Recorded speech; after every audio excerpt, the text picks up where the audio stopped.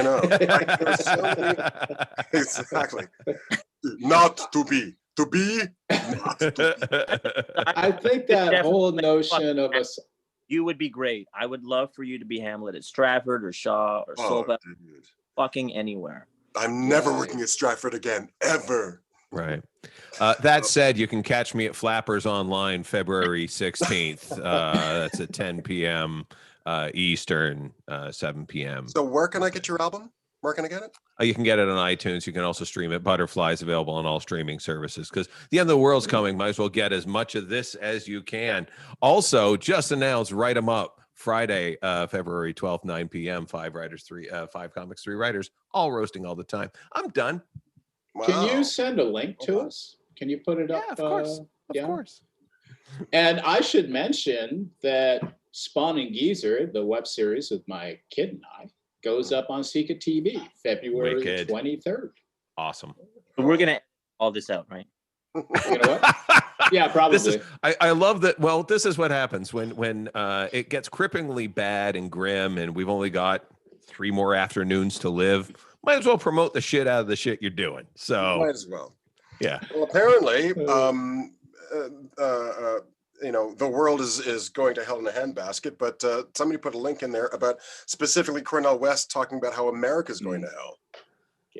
Yeah. What? No, I was just listening to the podcast and what was really interesting about it was the Reverend Barber, who's been really powerful in Carolina, I think it's South Carolina, as far as shifting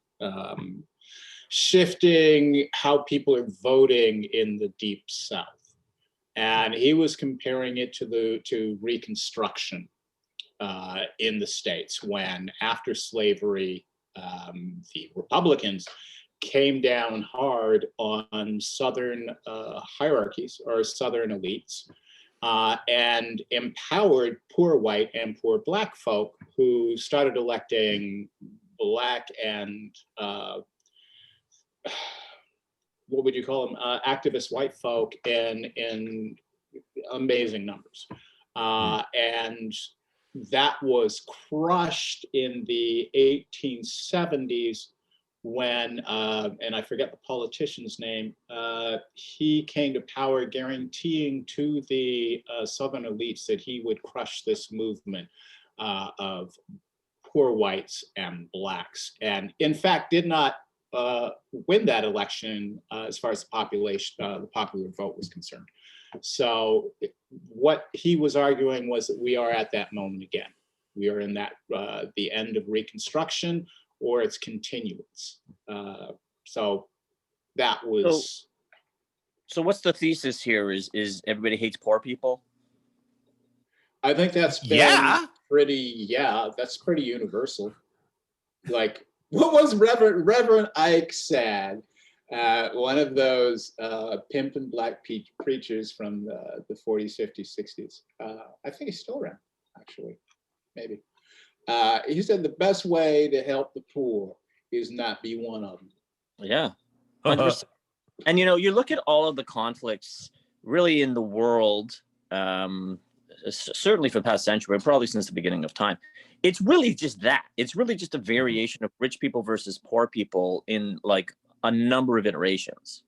Yeah. I think it's deeper than that as well. I think that there's, as we've seen, there is a large community of around 70 million people who have no problem supporting a fascist dictator, and that they there's a number of different reasons. There are economic reasons, there are religious reasons, there are cultural reasons, there's racist reasons. You mean specifically the Republicans, though, right? That's because that's the number of people who supported Trump, right? Is that what you're talking about? No, I'm not talking about the Republicans. I'm talking about the people who supported Trump.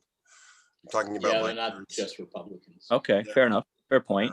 I don't think there are. And I'll say Republicans. Okay, but I'll do it.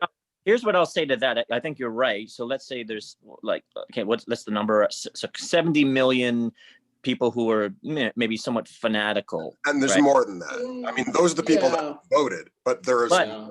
But remember that they are doing like aggressive polling to identify that 70 million, give or take a few million here or there, right? So they're looking for the wingnuts, right? They're looking for the more extreme people. They're looking for the volatile elements, and they're looking for those issues that unite them. I don't think that those parties stand for anything beyond power and control.